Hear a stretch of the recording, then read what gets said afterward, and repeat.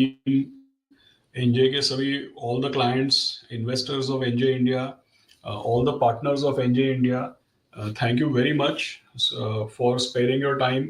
और इस Saturday evening को आप लोगों ने अपना समय निकाल के इस डिजिटल इंटरेक्शन में लॉग इन किया, उसके लिए बहुत बहुत धन्यवाद. It is absolutely my pleasure to speak to all of you today. So also thanks to Vinay Bhai for a very generous introduction. I have been working closely NJ के जितने भी investors हैं, एनजे इंडिया के जितने भी channel partners हैं, NJ की पूरी टीम है ऑल ओवर इंडिया, इन सभी के साथ बहुत क्लोजली काम करने का सौभाग्य मिला है मुझे पिछले 25 सालों से. तो इसके लिए बहुत बहुत धन्यवाद. I am very very grateful to all of you and always grateful to entire NJ founders and NJ team, all clients as well as channel partners. So thank you once again. आप सभी समय निकाल के Saturday evening पे अपना इस call पे आए. टुडे जो मैं आज कवर करने वाला हूँ, what I will cover today is basically just a bit of update as far as the market is concerned. We are now in November 2025. देखते ही देखते 2025 का साल खत्म होने आया है. थोड़े दिन में the year will end and a new year will start. So this is a good time to take a stock कि भाई 2025 का जो साल है ये अब तक कैसा रहा. अब बस एक महीना बाकी है, लेकिन अब तक करीब करीब पूरा साल बीत गया. So we are talking at a juncture where we have seen that पिछले कम से कम 12 से 15 महीने, meaning if you take August 2024 till now in November 2025, 12 to 15 months have actually passed, and in this entire period हमने देखा कि भाई Nifty जो है, generally speaking people look at Sensex और Nifty as an indicator of the market. तो अगर पिछले 12 से 15 महीने हम देखें तो सेंसेक्स और निफ्टी जो है वो कुल मिला के it is still at the same level. मेरे ख्याल से अगस्त के एंड में, end of 2024 August, Nifty first crossed, highest level was 26,250, and after that बहुत सारी चीजें हुई इस साल में. We saw Mr. Trump's election, we saw tariffs, we saw all kinds of global geopolitical issues, we saw थोड़ा India के corporate performance की अर्निंग स्लो डाउन, इंडिया में जीडीपी का ग्रोथ का slow down, many things we saw. तो अगस्त 2024 26,200 से लेकर के we saw at the lowest level in this year, I think April 2025, after Mr. Trump's tariffs, we saw actually Nifty coming down to 21,700. So highest level में 26,250 के आसपास, then we saw Nifty at 21,700. और Nifty देख के नहीं पता चलता इस साल खराब से खराब समय पे स्मॉल कैप इंडेक्स मेरे ख्याल में 23% डाउन था. इफ 26,000 को हम लोग अगर 21,700 करते हैं तो from the highest point Nifty would have fallen say approximately 16-17%, but if we look at small cap, I think it was worst point down by about 23%. After that there is some recovery, but कुल मिला के पिछले 12 से 15 महीनों में we have gone from 26,000 to 21,700, and now again if you see today, again coming back close to 26,200 kind of level. So कुल मिला के we are doing more like this meeting we are doing when Nifty has come full circle from 26,000 down to 21,700, from 21,700 again up to 26,000 kind of level. Now generally what I have seen in my entire career is that most investors, और NJ तो India का सबसे बड़ा investor है, आप सभी लोग जो हैं आपका काफ़ी योगदान है भारत के शेयर बाजार में, और ये जो SIPs वगैरह से निवेश जो हो रहा है और म्यूचुअल फंड्स में जो निवेश हो रहा है उसमें एनजे के पार्टनर्स और एनजे के क्लाइंट्स का सबसे बड़ा योगदान है. तो मैंने ये देखा है अपने पूरे करियर में कि जो लोग इक्विटी इन्वेस्टर हैं, SIP भी करते हैं, तो आमतौर पे जब लोग इक्विटी में इन्वेस्ट करते हैं और जब लोग SIPs करते हैं, so they basically say that we are an equity investor, we are long term investor, ऐसा बोलते हैं डेफिनेटली. लेकिन despite being long term investor, despite being a committed equity investor, मैंने ये भी देखा है कि जब भी मार्केट थोड़ा 10-15% नीचे गिरे, या मैंने ये भी देखा है कि जब भी समझो पिछले एक साल में ज़्यादा रिटर्न नहीं बना ना, मतलब अगर आप देखिए अक्टूबर 2025 का जो महीना था, पिछला 1-1.5 महीना, वो शायद थोड़ा ठीक है, पोर्टफोलियो अप्रिशिएट हुए हैं। लेकिन अगर ये मीटिंग हम लोग 1 महीना पहले करते, तो जितने लॉन्ग टर्म कमिटेड इन्वेस्टर है उसमें से भी कई लोग ऐसे थे who were worried and a little unhappy that 1 year has gone and we did not make any return. So we are happy that in the month of October 25 and in November, little bit things have improved. But if you see from August 24 to September 25 or September 24 to September 25, one full year, SIP return or lump sum return would have been almost zero. Even now, if you see after this big movement or at least this significant improvement in the market, ये पिछले 1-1.5 महीने में market का improvement हुआ है, इसलिए चीज़ें अच्छी लग रही है। लेकिन अभी भी अगर आप देखें तो पिछले 15 महीने का रिटर्न जो है वो बिल्कुल फ्लैट की तरह, या डिपेंड्स ऑन द स्कीम, मामूली पॉजिटिव या मामूली नेगेटिव, इस तरीके का रिटर्न आपको दिखा होगा। Now of course 1 year return is double digit, things have started to improve. But generally मैंने देखा है कि जब इंडेक्स में कोई मूवमेंट नहीं आती है या एनएवीज कुछ समय के लिए मूव नहीं होते हैं, तो जो सबसे convinced long term equity investor है या एसआईपी इन्वेस्टर है, वो लोग भी थोड़ा सा दे स्टार्ट लूजिंग कन्विक्शन और they start becoming uncomfortable. Second चीज मैंने ये देखा है कि पिछले थोड़े दिनों से बड़े बड़े दिग्गज लोग हैं, चाहे वो रेगुलेशन में हैं, चाहे वो हमारे म्यूचुअल फंड इंडस्ट्री में हैं, काफी बड़े बड़े दिग्गज लोग जो हैं वो आमतौर पे generally they are coming on TV और they are coming on YouTube और even in newspapers, they are making statement like market बहुत ऊपर चला गया है, मार्केट बहुत महंगा हो गया है, सावधान रहिए, डर के रहिए, स्मॉल कैप में पैसा नहीं बनेगा, मिड कैप में पैसा नहीं बनेगा, एसआईपी में रिटर्न नहीं बनेगा। ऐसा बहुत सारा lot of this kind of pessimistic conversations have also happened. So मेरा क्या लर्निंग है कि इक्विटी में लाइफ है, बिजनेस है, इक्विटी इन्वेस्टिंग है, it is very important to be sceptical. So in English, there are two words. One word is skeptical, another word is cynical.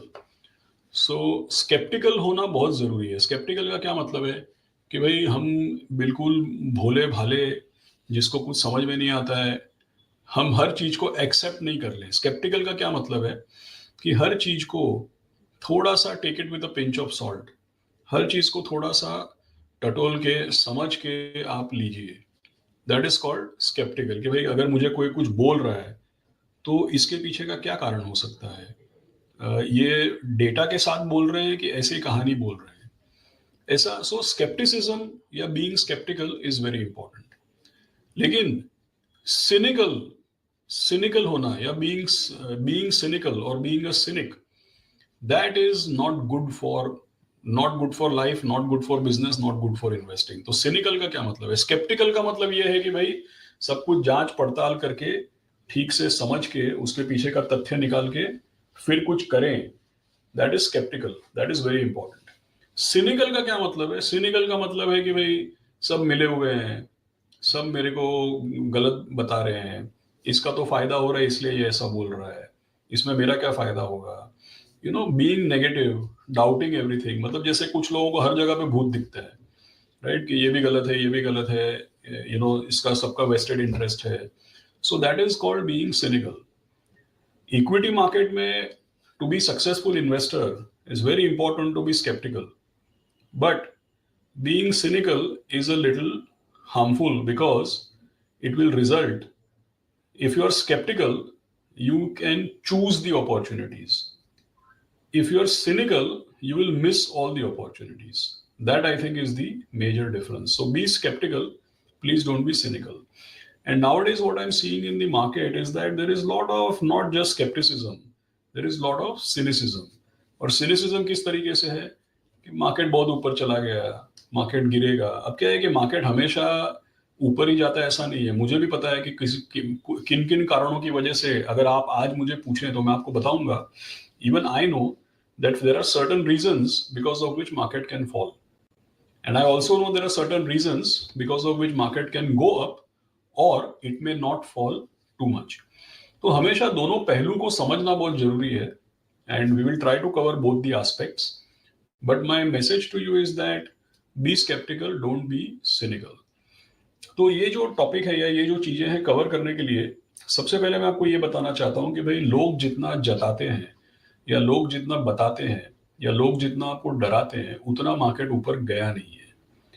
Like people say market has gone up a lot, so let me first clarify to you how much market has gone up, and has it gone up a lot or is it in line with what it should be. So with this little bit background, I think हमेशा क्या है कि भाई हम क्या सोच रहे हैं, क्या बोलने की ट्राई कर रहे हैं, थोड़ा बैकग्राउंड देना इंपॉर्टेंट होता है. But I've probably given you a long background, also given you a little bit of life philosophy. Forgive me for that. But this is where my presentation is. I hope that you can see the presentation. Now, the first thing which I want to say, before I open the slide, what did I say? I said that जितना लोग बताते हैं या जितना जताते हैं या जितना हमको डराते हैं उतना मार्केट ऊपर गया नहीं है. And this, what we have done is that we have taken since the last 5 years. So October 21 to 22, 22 to 23, 23 to 24, and 24 to 25, right?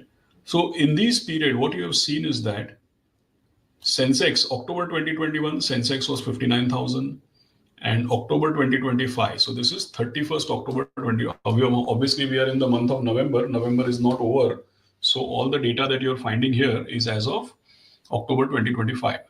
So what you can see first thing, that in the last 5 years, ये है BSE Sensex EPS. EPS means earning per share. मतलब Sensex की जो कंपनियां हैं उनका मुनाफा कितना बढ़ा. So what this shows is that BSE Sensex EPS, Sensex की कंपनियों का मुनाफा जो है वो 16.5% कंपाउंडेड बढ़ा है. सो देखिए शेयर बाजार में why do we invest in the stock market. Share बाजार में निवेश करने का कारण ही ये है, सबसे बड़ा कारण और एकमात्र कारण अगर मैं आपको बताऊं तो शेयर बाजार में निवेश करने का कारण ही ये है कि भाई जब आर्थिक व्यवस्था में इजाफा होता है, जब आर्थिक व्यवस्था में इजाफा होता है तो बड़ी से बड़ी जो कंपनियां हैं उनका मुनाफा भी बढ़ता है. तो आर्थिक व्यवस्था में इजाफा होने से कंपनियों का मुनाफा बढ़ता है, और कंपनियों का मुनाफा जब बढ़ता है तो कंपनियों के शेयर के दाम और आपके फंड की एनएवी चलती है. सो आर्थिक व्यवस्था में इजाफा होगा तो कंपनियों का मुनाफा बढ़ेगा. कंपनियों का जब मुनाफा बढ़ता है तो शेयरों के दाम और उसकी वजह से आपके फंड्स की एनएवीज भी चलती है. सो पिछले 5 साल में अगर आप देखिएगा, इन द लास्ट 5 years, कंपनियों का मुनाफा लगभग 16.5% कंपाउंडेड की रफ्तार से बढ़ा है. लेकिन पिछले 5 साल में सेंसेक्स जो है, सेंसेक्स भी लगभग 16% की रफ्तार से बढ़ा है. और टीआरआई का ये मतलब है कि भाई सेंसेक्स की कंपनियां हैं उनके शेयर के दाम तो 16% की रफ्तार से बढ़े हैं, लेकिन सेंसेक्स की जो कंपनियां हैं वो हमको डिविडेंड भी देती है ना, तो डिविडेंड को भी जोड़ना चाहिए. सो टीआरआई का मतलब होता है टोटल रिटर्न इंडेक्स, जो शेयर के दाम और डिविडेंड को भी जोड़ के देखते हैं, उसको बोलते हैं BSE Sensex total return index. तो डिविडेंड मिला के 1.5% प्रति वर्ष, 1.5% पर ईयर डिविडेंड है. तो 16.5% कंपनियों का मुनाफा बढ़ा, 16% सेंसेक्स की रफ्तार, और 17.5%, 17.5% is the rate at which the Sensex total return index has compounded. So first I showed you that Sensex has moved from 59,000 to 84,000 in that period. Earnings per share, जैसे Sensex एक index है वैसे earning per share का भी index है. तो जैसे Sensex का इंडेक्स 59,000 से 84,000 गया है, उसी तरीके से Sensex की कंपनियों का जो इंडेक्स है वो 2000 से लेकर के ऑलमोस्ट 3,500 तक गया है. और Sensex बढ़ा है तभी भी इसका ट्रेलिंग पी एक्चुअली घटा है, राइट. प्राइस टू बुक जो है वो भी स्टेबल है, बल्कि प्राइस टू बुक भी थोड़ा घटा है. और कंपनियों की एफिशिएंसी और प्रोडक्टिविटी जो है वो 13% से लगभग return on equity has come to 15%. मतलब कंपनियों का मुनाफा तो बढ़ रहा है, लेकिन मुनाफे को जब री इन्वेस्ट कर सकते हैं या आगे बढ़त के लिए पैसा लगा सकते हैं तो उसमें और ज्यादा रिटर्न आने की और कंपनियों की एफिशिएंसी और बेटर होने की पॉसिबिलिटी है. So this is the first thing कि भाई जितना लगता है उतना मार्केट चला नहीं है। अच्छा, कोई भी ये डेटा को देख करके हमको पूछ सकता है कि भाई आपने चुन के अक्टूबर 2021 से अक्टूबर 2025 ऐसा चुन के क्यों बताया? अगर एक साल पहले, 2 साल पहले, कोविड के पहले, कोविड के बाद कोई भी अलग समय लेते तो शायद अलग डेटा आता। तो जो स्केप्टिकल लोग हैं वो सोचेंगे ना कि भाई ये दो डेट चुन के, मतलब माना कि हम नवंबर में है इसलिए अक्टूबर टू अक्टूबर ऐसा दिख रहा है, लेकिन उससे पुराना डेटा लेते, कुछ नया डेटा लेते तो भी सेम दिखता क्या? So anybody who is sceptical, who that person will say why are you showing the data from one point to another, why don't you show the long term history? तो long term history यहाँ पे दिखती है जिसमें ऐसा दिखाया गया कि index growth versus earning growth, क्योंकि मैंने बताया कि जिस रफ्तार से अर्निंग ग्रो होता है उसी रफ्तार से इंडेक्स भी अल्टीमेटली ग्रो होगा। तो यहाँ पे क्या लिखा है? Index change minus earning change, मतलब कि भाई इंडेक्स का जितना रफ्तार है उसी रफ्तार, आई मीन अर्निंग्स पर शेयर की जो रफ्तार है उसी रफ्तार से इंडेक्स भी अगर चलेगा तो मतलब है कि अर्निंग्स और इंडेक्स साथ साथ में चल रहे हैं। अर्निंग्स और कंपनियों का मुनाफा और इंडेक्स अगर ये साथ साथ में चलते हैं तो इंडेक्स की मूवमेंट माइनस अर्निंग्स की मूवमेंट ये होनी चाहिए जीरो। तो ये जो येलो लाइन और जो रेड लाइन आपको दिख रहा है, जब भी येलो लाइन और रेड लाइन यहां पे ऊपर है उसका मतलब ये है कि इंडेक्स जो है वो अर्निंग्स से ज्यादा चल गया, मतलब मार्केट महंगा है। और जब भी येलो लाइन, ब्लू लाइन और रेड लाइन नीचे है तो उसका मतलब ये है कि इंडेक्स जो है ये मार्केट से पीछे पीछे चल रहा है और मार्केट सस्ता हो चला है। अभी आप यहाँ पे देखिए जहां पे हम हैं 2025 के एंड में, यहाँ पे हमको क्या दिख रहा है कि yellow line, blue line, red line सब कुछ बिल्कुल जहां पे जीरो है उसके साथ लगकर ये इतने सालों में ऊंच नीच जरूर है, लेकिन right now we are exactly close to the zero line. So what it means is that same thing, the rate at which index is growing, it is at the same rate at which earnings are growing. Market कोई बहुत ज्यादा महंगा या कोई बहुत ज्यादा सस्ता, मैं ये नहीं कह रहा हूं कि मार्केट बहुत सस्ता है, लेकिन पिछले एक साल में जब बाजार में मूवमेंट नहीं हुई है तो इसका मतलब ये है कि मार्केट का बहुत सारा जो हीटेड अप या एक्सपेंसिवनेस और the froth in the market has kind of ease down. ये सेम चीज अगर आप देखें स्मॉल कैप को लेकर के, तो स्मॉल कैप में भी अब एक तरीके से मार्केट सेटल हो चुका है। और जितना एक साल पहले, if you see 1 year back, थोड़ा ये महंगा हो चला था, कोविड के बाद यहाँ पे सस्ता हो चला था, या कोविड के पहले महंगा था, 2018-19 में सस्ता हो गया। So there are these ups and downs, but right now we are at a reasonably fair level, कोई बहुत ज्यादा। तो पहले तो अपने माइंड में से देखिए, हम लोग यहाँ पे इंडेक्स का एग्जाम्पल दे रहे हैं और हम लोग यहाँ पे ब्रॉडर मार्केट का एग्जाम्पल दे रहे हैं। तो अगर ढूंढने निकलेंगे ना, if you go out looking for it, then you will definitely find some companies are expensive and some companies are attractive. Market के किसी भी माहौल में कुछ कंपनियां महंगी होंगी, कुछ कंपनियां सस्ती होंगी, लेकिन आपको अपॉर्चुनिटी मिलेगी या नहीं मिलेगी और इन्वेस्टमेंट करने लायक है या नहीं, ये तो एवरेज पे डिपेंड करता है ना, कि भाई ऑन एन एवरेज ऐसा नहीं है कि सारी कंपनियां महंगी है, क्योंकि इंडेक्स और अर्निंग्स, इसमें इंडेक्स में कोई ज्यादा प्रीमियम नहीं है। इसका मतलब ये है कि भाई अगर ढूंढने निकलोगे तो कुछ अच्छी अपॉर्चुनिटीज भी मिलेंगी आपको। So this is the first part which I wanted to clarify to you, that market is not as expensive as people make it out to be. Market has moved absolutely in line with the earnings. The second thing which people say कि भाई बहुत बड़े बड़े दिग्गज लोग हैं, बहुत लोग हैं, वो कंटिन्यूसली ये बोलते रहते हैं कि भाई ठीक है, लार्ज कैप तो ठीक है, लेकिन लार्ज कैप तो ठीक है, लेकिन यू नो स्मॉल कैप बहुत चल गया, मिड कैप बहुत चल गया, बहुत महंगा है, और स्मॉल कैप तो बहुत बबल है, फ्रॉथ है। इस तरीके के भी कुछ लोग ऐसा भी इंटरव्यूज में या ऐसा भी हर जगह पे बोलते हैं। तो डेटा के साथ देखते हैं डेटा क्या बताता है। डेटा ये बताता है कि पिछले काफी सालों में, जैसे ये 20 साल का है, दिसंबर 2004 से लेकर के 24 के एंड, अभी ठीक है 25 का एंड हुआ नहीं है, तो जब डेटा आएगा जब आएगा, but you can clearly see that in last 20 years what does this show? Breadth of corporate performance. इसका क्या मतलब है कि अगर हम ये देखें कि स्मॉल एंड मिड कैप जो चला है इज इट जेन्युइन और not? So this is a very interesting data. ये क्या बताता है कि ब्रेड्थ ऑफ कॉर्पोरेट परफॉर्मेंस, मतलब percentage of companies with greater than 10% revenue growth and percentage of companies with greater than 10% profit growth. तो देखिए क्या है, इंडिया का जो नॉमिनल जीडीपी है, लगभग इंडिया का नॉमिनल जीडीपी ग्रोथ फिलहाल 9 से 10% है. मतलब 6 से 7% रियल जीडीपी ग्रोथ एंड लगभग आप समझिए 3 से 4% या 3% inflation. So real GDP growth plus जो इन्फ्लेशन है, इंडिया का नॉमिनल जीडीपी ग्रोथ ही लगभग 9 से 10% है. अब ये क्या दिखा रहा है? What does this chart show? This chart shows that as we speak right now, almost 40 to 50% of the companies are growing faster than India's nominal growth, which means that if you see here, what does this show? In the past, for many, many years, only 20% of the companies were showing more than 10% revenue growth and profit growth. फिर यहाँ पे एकदम zero के आसपास हो गया क्योंकि ये कोविड का माहौल था. कोविड के बाद एक रिकवरी आ गई 2021 में, तो ठीक है भाई, एक बार नीचे हो गया और एक बार ऊपर हो गया तो मामला बैलेंस हो गया.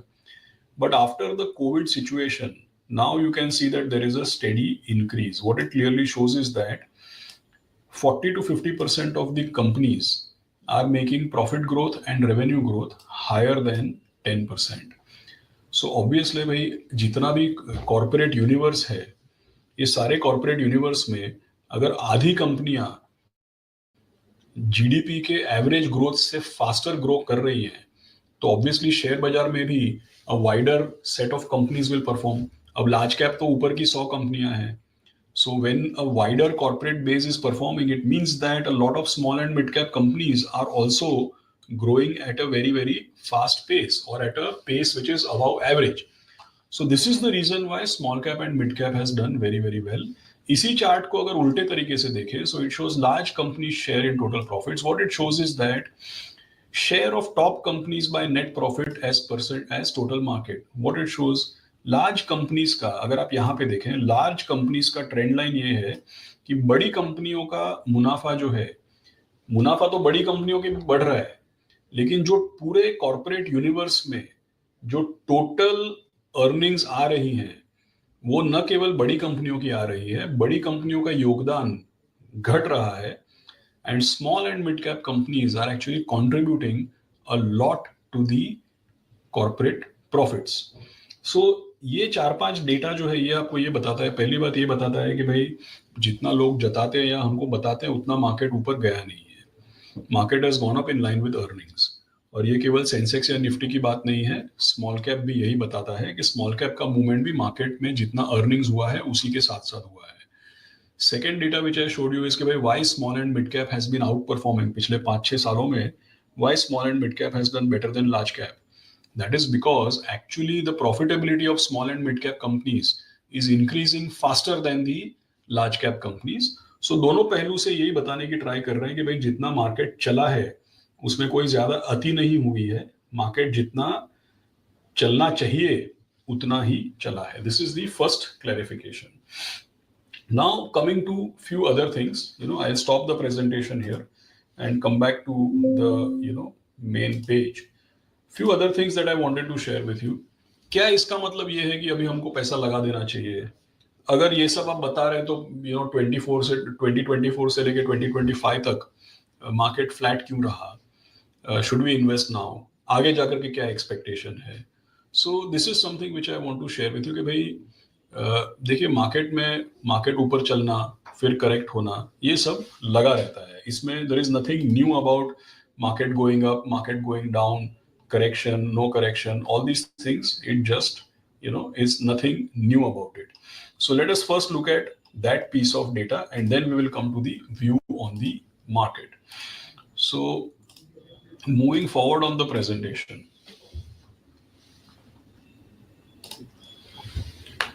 so if you see, ये जो अभी मैंने आपको डेटा दिखाया था कि भाई कंपनियों का मुनाफा जितना बढ़ता है उतना ही मार्केट में रिटर्न बनता है.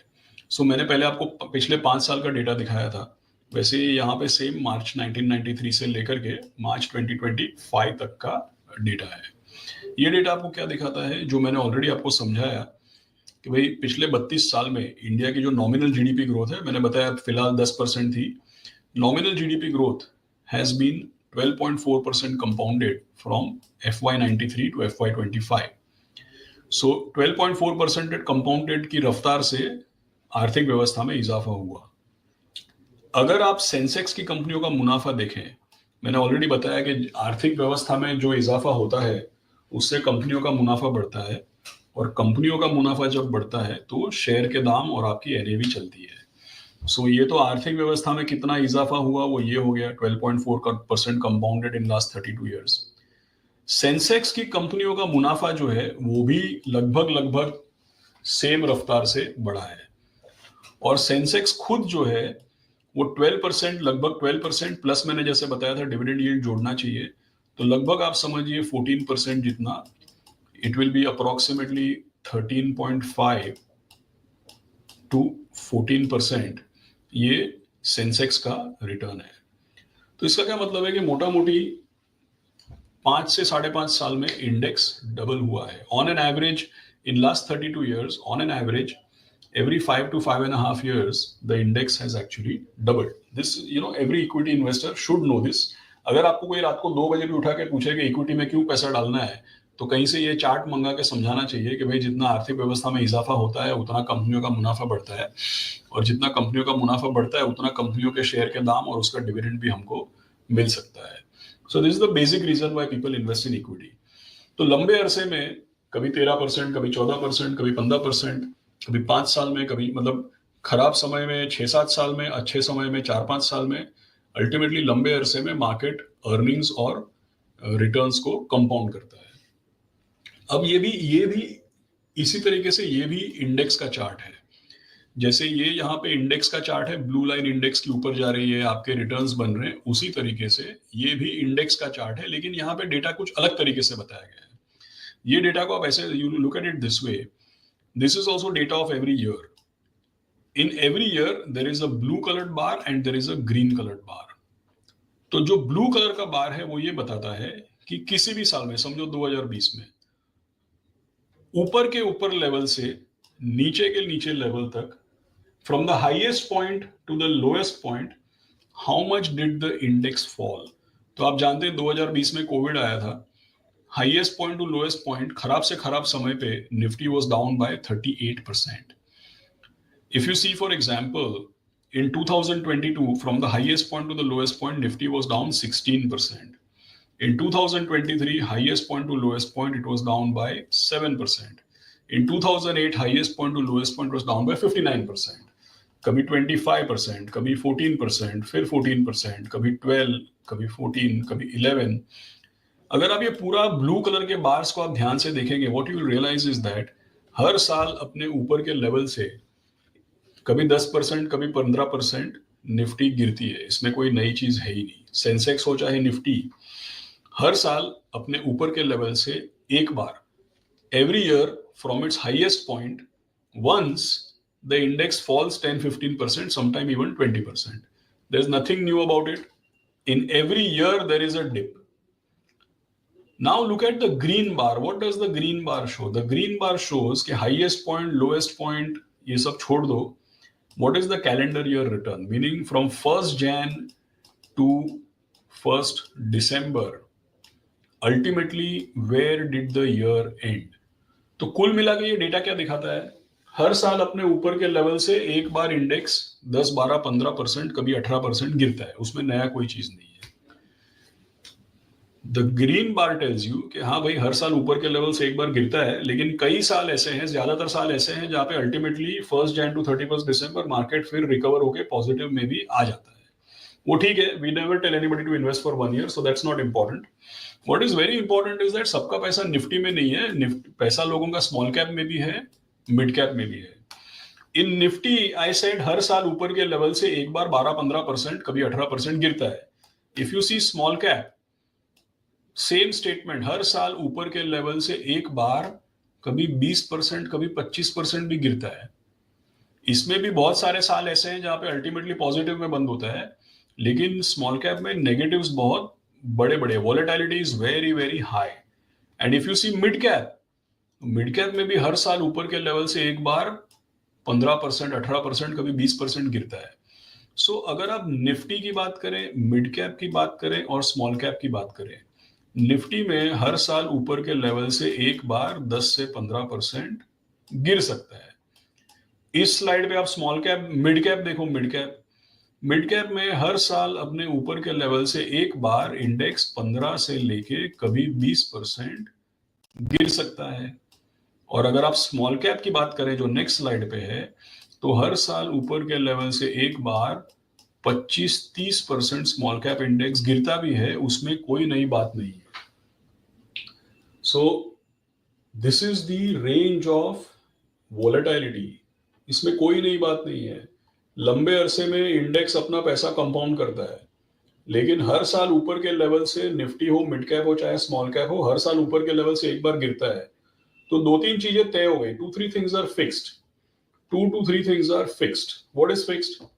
Once every year or so, market will fall 15, 20, 25, 30, depending on whether you're in Nifty, mid cap or small cap, whether mid cap mutual fund, small cap mutual fund or Nifty. Once every year or so, market will fall. Second thing, after they fall, they will rise. क्योंकि लंबे अरसे में तो यही history है ना, गिरने के बाद उठता भी है. So one first thing which is fixed, हर साल मार्केट गिरता है, that is fixed. गिरने के बाद उठता है, that is also fixed. जब मार्केट गिरता है, how we feel, that is also fixed. गिरने के बाद फिर उठता है, how we feel, that is also fixed. Participants जो है, इन्वेस्टर्स जो हैं, कभी तेजी में कभी मंदी में गलतियां करेंगे. ऊपर के लेवल में इन्वेस्ट करेंगे, नीचे के लेवल में एसआईपी रोक देंगे. ऐसा सब गलती होगा, ये भी फिक्स्ड है. और जब ये ऊंच नीच होती है तो सब लोग सोशल मीडिया, ट्विटर, टीवी, तरह तरह के ग्राफ और चार्ट, ये सब में लोग खो जाते हैं. ये सब भी फिक्स्ड है. तो ये सारा चीज फिक्स्ड है. ऊपर के लेवल से मार्केट गिरेगा, ये फिक्स्ड है. गिर के उठेगा, ये भी फिक्स्ड है. उठेगा तो लोगों को कैसा लगेगा, वो भी फिक्स्ड है. गिरेगा तो कैसा लगेगा, वो भी फिक्स्ड है. ऊपर के लेवल में क्या गलती होएगा, sector fund, thematic fund, small cap fund, ये सब ऊपर के लेवल में ही गलती होता है. नीचे के लेवल में क्या गलती होएगा, एसआईपी रोक दो, अभी निकाल दो और गिरेगा फिर डालेंगे. ये सब फिक्स्ड है. तो कौन सा चीज फिक्स नहीं है, कौन सा चीज फिक्स नहीं है, वो यही है. 2025 में ट्रम्प साहब और टैरिफ का बात होएगा. 2023 में ईरान और इजराइल का बात होएगा, या हमास और इजराइल का बात होएगा. 2022 आएगा तो यूक्रेन और रशिया का बात होएगा.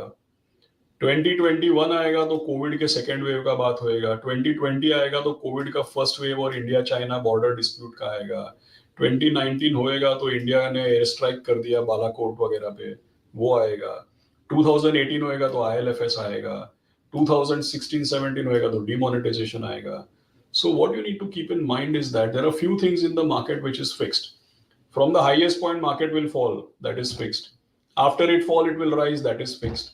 When it fall, how we feel, that is fixed. When it goes up, how we feel, that is also fixed. At the high point, what mistake people make, that is fixed. At the low point, what mistake people make, that is also fixed. Every time market is volatile, people start watching TV and look at Twitter, that is also fixed. What is not fixed?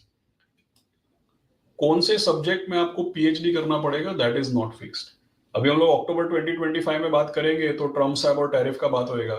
2024 में बात करेंगे तो coalition politics और government का बात होएगा.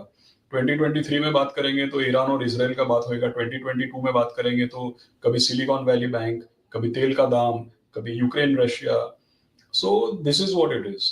How market behaves and how people respond is always fixed. But why the market will fall, मतलब instead of October 2026, अगर ये सैटरडे इवनिंग डिजिटल मीटिंग 2025 के बजाय अगर हम लोग अगले साल 2026 में करेंगे तो ऐसा ही सब चीजें चलती रहेंगी. लेकिन तभी हम ट्रम्प साहब और टैरिफ का बात नहीं करेंगे, कोई नया टॉपिक पे बात करेंगे.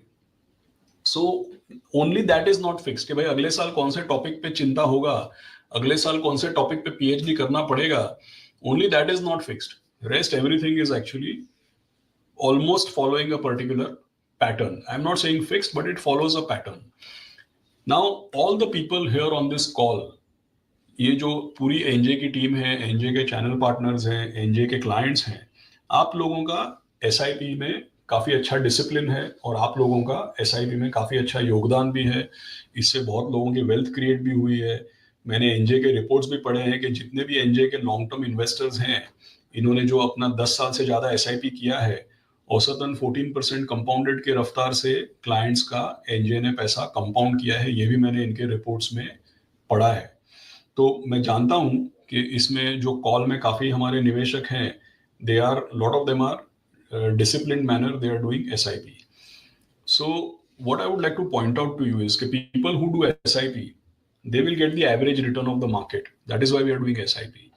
बट ये पूरा डेटा जो मैंने बताया है, आई होप इसमें से एक चीज आपको सीखने को मिला होगा कि भाई जब आप SIP करते हैं तो आपको एवरेज रिटर्न आता है, लेकिन अबाव एवरेज रिटर्न पाने के लिए क्या करना चाहिए?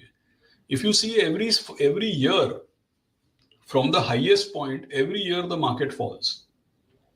अगर आप अपना SIP चलने देते हैं, लेकिन आप डिसाइड कर लें कि भाई मेरा पैसा अगर लार्ज कैप फंड में, let's say my SIP is going on in a large cap fund, for a large cap fund if I make a rule, मैं रूल बना लेता हूं कि भाई 12 महीना में 12 इंस्टॉलमेंट SIP लगेगा मेरा. तो मैं रूल बना लेता हूं कि भाई 12 महीने में 12 SIP इंस्टॉलमेंट तो लगेगा, लेकिन जब भी निफ्टी ऊपर के लेवल से 10% गिरेगा तो हम 2 इंस्टॉलमेंट ज्यादा डालेंगे. अगर लार्ज कैप में नहीं है, अपना पैसा फर्ज कीजिए स्मॉल कैप में है, तो स्मॉल कैप में मैं रूल बना लेता हूं कि भाई in 12 months I will have 12 installments. But every time the index falls more than 15%, I will put 2 installments extra. So if you let your SIP continue, you will get average return.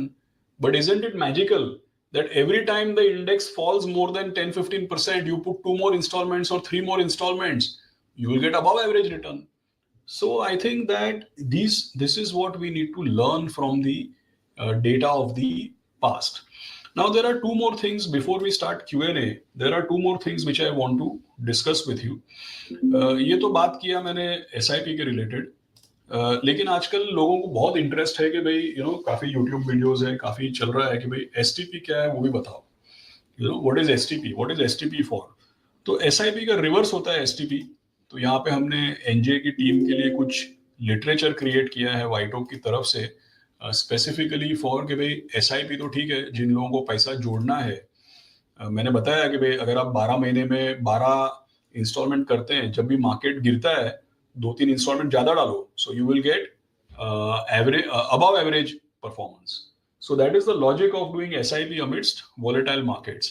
But at the same time, I had got some query before this video, interaction. I had also got some query कि भाई आप जरूर आजकल लोगों को ये भी समझना है कि SIP तो ठीक है हम करते हैं, SWP क्यों करना चाहिए. तो SWP जो है that is reverse of SIP. SIP में क्या होता है, आप पैसा हर महीना जोड़ते हैं और फिर 5-10-15 साल के बाद आपका एक बड़ा कॉर्पस बन जाता है. तो SWP में क्या होता है, SWP रिवर्स है. समझो कि आपने एक कॉर्पस बना लिया, लेकिन आपको हर महीने मंथली इनकम चाहिए, तो क्या करना पड़ेगा. हर महीने सेविंग करने से कॉर्पस बनता है, वो SIP से बनता है. लेकिन कॉर्पस बनने के बाद for our monthly expenses, after we build a corpus, for our monthly expense, if we need to do some withdrawal so that it gives us monthly income, then how does it work? That is what is systematic withdrawal plan.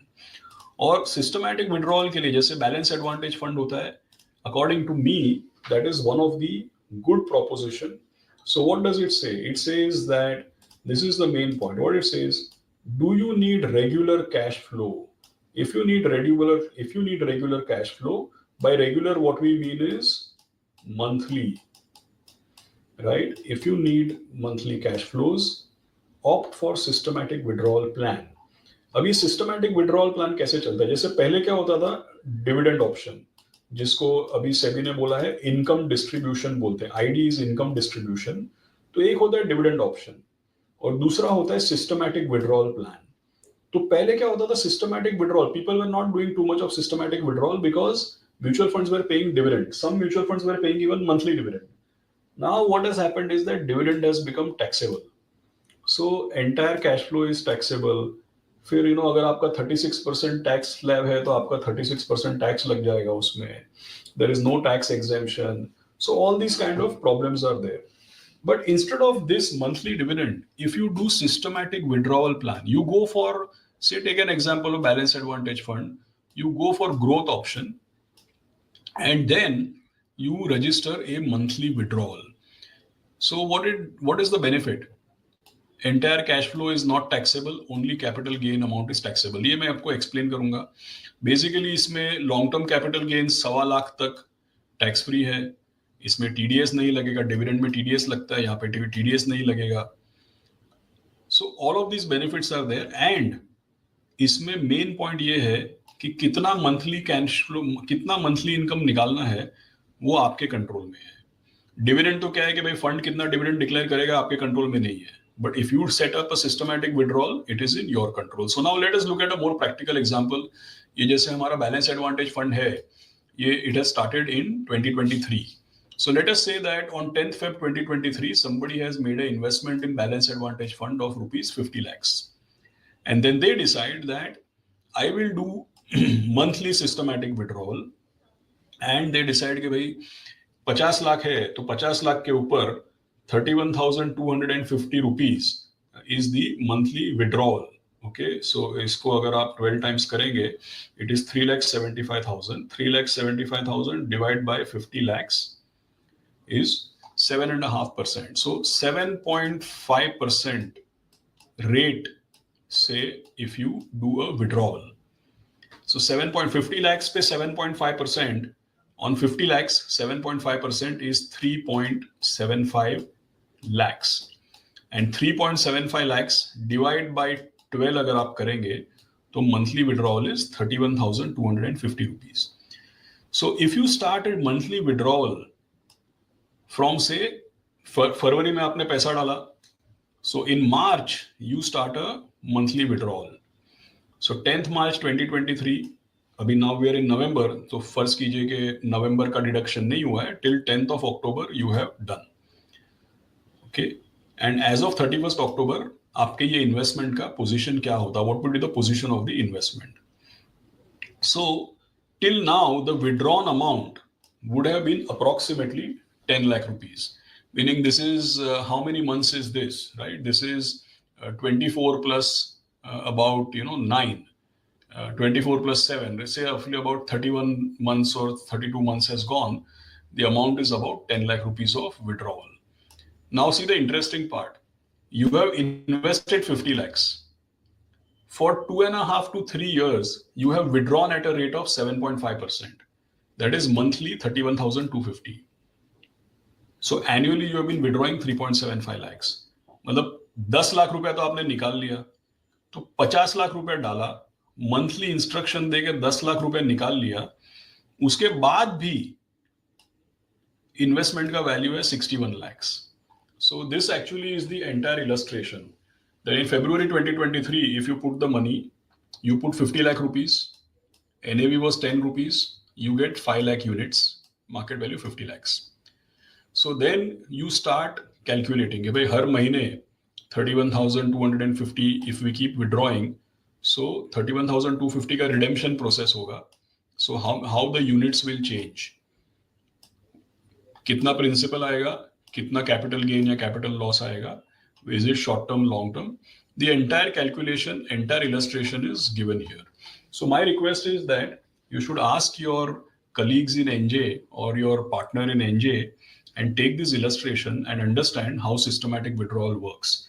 But एक चीज तो आपको यहाँ पे समझ में आ गया होगा कि 50 लाख डालने के बाद 10 lakhs विड्रॉ कर लिया, फिर भी इन्वेस्टमेंट का वैल्यू है 61 lakhs.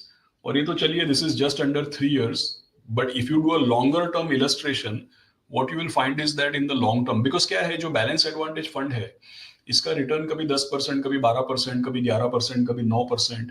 So balance advantage fund is giving a hybrid return, and the withdrawal you are doing is at a rate of 7.5%. So you should always set a withdrawal rate which is less than the expected return from the fund. You should always set a withdrawal rate which is less than the long-term average return from the fund, so that you never dip into your capital and you actually get a steady flow of income. Plus, as it has been elaborated here, it is also more tax efficient. So these are a few things I wanted to share with you. Last thing I want to leave you with, if you see from market, तो अभी क्या करना चाहिए? देखिए, share market की एक खास बात है, अगर एक साल तक इंडेक्स चेंज नहीं होता है तो अपने आप मार्केट 10-12-15% सस्ता हो जाता है, because in 1 year index hasn't changed. But 1 year back when Nifty was 26,000, that time our GDP growth rate was 5.4%. कंपनियों का मुनाफा कोई खास बढ़ नहीं रहा था. आरबीआई की इंटरेस्ट रेट्स टाइट थी, लिक्विडिटी टाइट थी, गवर्नमेंट जस्ट इलेक्शन से निकल के आई थी. So last year, 26,000, it was a different scenario.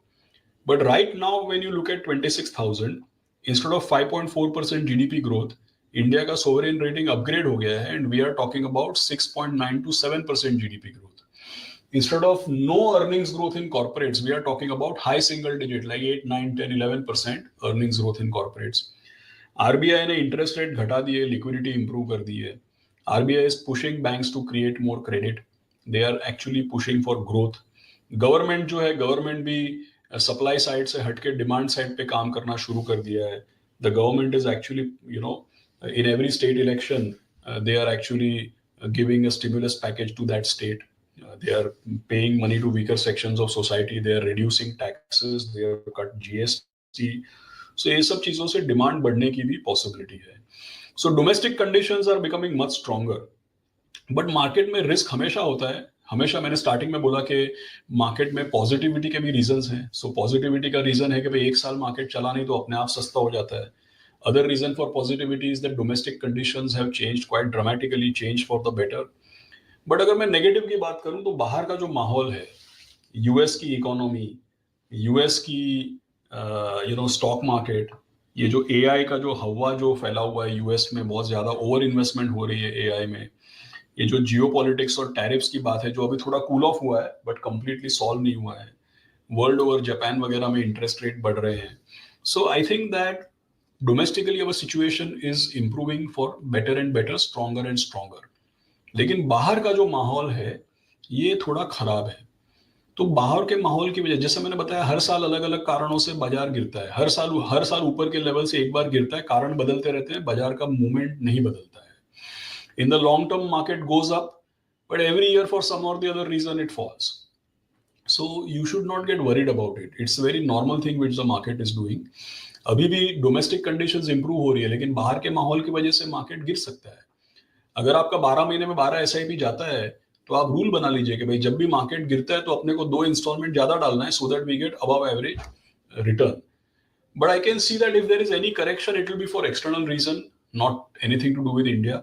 और मेरा एक्सपीरियंस ये कहता है that whenever our market falls because of external reasons, then it's a great opportunity for us to keep investing and benefit out of it. So I'll stop here. Thank you very much for listening me out. I'll hand over back to Vinay bhai, and if there are any questions, I'm most happy to answer. Thank you very much, Ashish sir. आपने काफ़ी अच्छा detail में पूरा session लिया. आपने आपका कैसे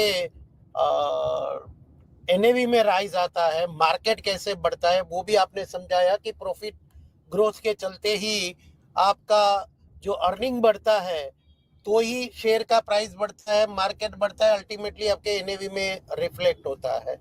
और आपने पूरा 5 साल का भी सिनारियो बताया कि एवरी 5 साल में मार्केट तो ऑलमोस्ट डबल हो ही जाता है. So very interesting data, very important data. अभी सर आपसे आपने काफ़ी कॉमन चीज़ भी बताई, बट उसमें अभी उसका सॉल्यूशन क्या है? काफ़ी एक कॉमन चीज़ जो है अभी हमारे लिए, हमारे इन्वेस्टर्स के लिए, वो ये वोलाटिलिटी अभी जो चल रही है, एक साल में रिटर्न नहीं बने तो घबरा रहे हैं और बोल रहे हैं कि गोल्ड अच्छा कर रहा है, उधर शिफ्ट कर रहे हैं, क्रिप्टो में चले जाए, इंटरनेशनल फंड में चले जाए और एसआईपी स्टॉप कर रहे हैं. तो आपका इनके लिए क्या सॉल्यूशन है और क्या करना चाहिए?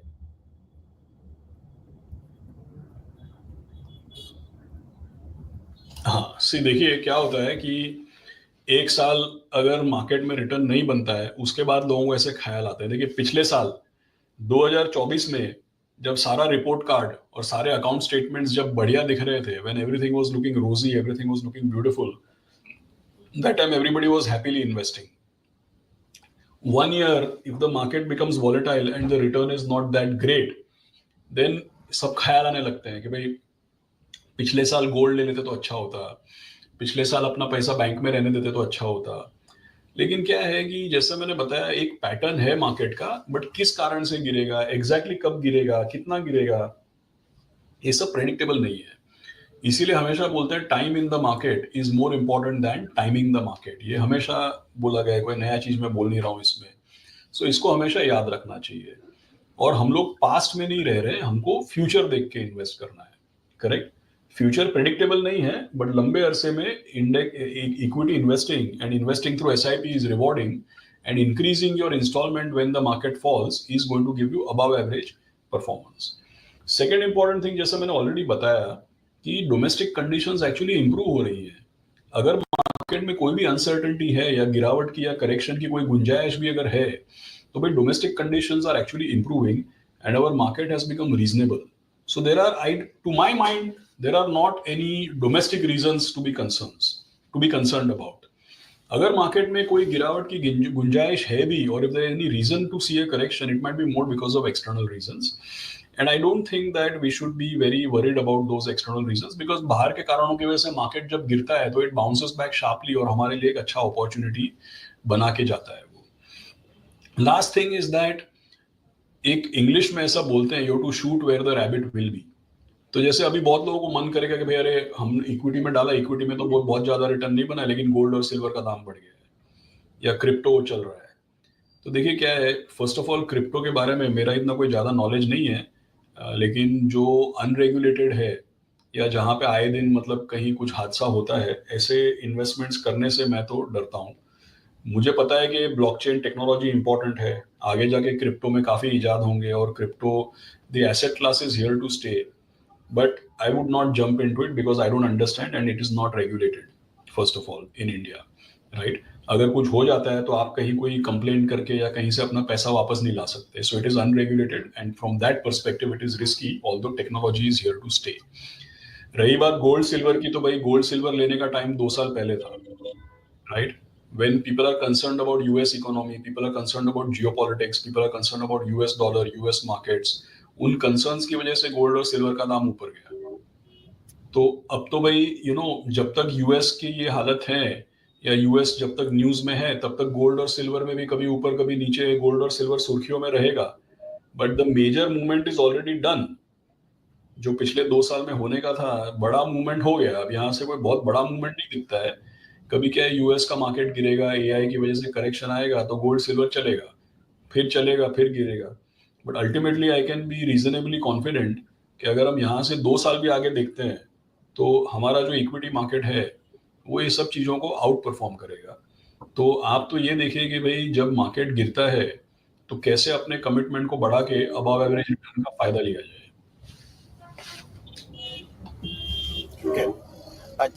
अच्छा सर, ये आपने ये जैसे बताया कि ये गोल्ड सिल्वर का भी कोई स्टेबिलिटी नहीं है और क्रिप्टो में भी रिस्क है, और इक्विटी इज दैट मींस कि equity is the only class कि वेयर लॉन्ग टर्म में best asset best wealth create कर सकते हैं. तो इसमें बेस्ट वेल्थ क्रिएट करने के लिए क्या चाहिए इन्वेस्टर को? ऐसा है मेजॉरिटी इन्वेस्टर हमारे पार्टनर्स के पास आते हैं कि भाई अभी ये लास्ट ईयर इसमें इन्वेस्ट किया था, अभी ये स्कीम अच्छा नहीं कर रही है, अभी ये स्कीम कर रही है, स्मॉल कैप में किया था अच्छा नहीं कर रहा है, लार्ज कैप में कर दो, लार्ज कैप में किया था अच्छा नहीं कर रहा हो, मिड कैप कर दो. तो मतलब वो परफॉर्मेंस चेज करते रहते हैं. तो उसके ऊपर आपकी क्या थॉट है? मतलब आपको एवरी ईयर ये परफॉर्मेंस चेज करनी चाहिए, उससे आपकी रिटर्न और वेल्थ बनती है, या आप लॉन्ग टर्म इन्वेस्टेड रहे कोई अच्छी स्कीम पकड़ के और उसमें ही आप लंबा टाइम तक इन्वेस्टेड रहे? सो ये आपने बहुत अच्छा इंपॉर्टेंट क्वेश्चन पूछा विनय भाई. See the point is that हर साल मार्केट का अलग हिस्सा, कभी लार्ज कैप, कभी मिड कैप, कभी स्मॉल कैप, कभी ये सेक्टर, कभी वो सेक्टर, हर साल मार्केट का अलग हिस्सा परफॉर्म करता है. देखिए यहाँ पे अभी मैं ये आपका पॉइंट समझाने के लिए फिर से एक चार्ट यहाँ पे ओपन कर रहा हूँ, so that will help people to understand. देखिए क्या है, चलिए, आपने सेक्टर की बात की तो पहले सेक्टर्स खोलते हैं। सी 2024 में सब लोग बात कर रहे थे डिफेंस, रेलवे, पीएसयू, इंफ्रास्ट्रक्चर, लेकिन बेस्ट परफॉर्मिंग सेक्टर था फार्मा। इतने समय से लोग बोल रहे हैं कि आईटी को एआई का खतरा है, यूएस खराब कर रहा है, आईटी नहीं चलेगा। 2024 में टॉप 3 में था आईटी, राइट? लेकिन उसके पहले आईटी बॉटम में था, इस साल भी आईटी बॉटम में, उसके पहले भी बॉटम में। अब ये 2 साल बॉटम में था, 2024 में टॉप में आया और इस साल फिर से नीचे चला गया। अब पिछले 7 दिन में फिर से आईटी ऊपर की तरफ जा रहा है, राइट? तो कभी यहाँ पे पीएसयू बैंक चला, फिर नीचे आ गया, अभी यहाँ पे फिर पीएसयू बैंक टॉप पे है। तो भाई ऐसा है कि इसमें कोई प्रेडिक्टेबिलिटी नहीं है। साल के शुरुआत में आप पास्ट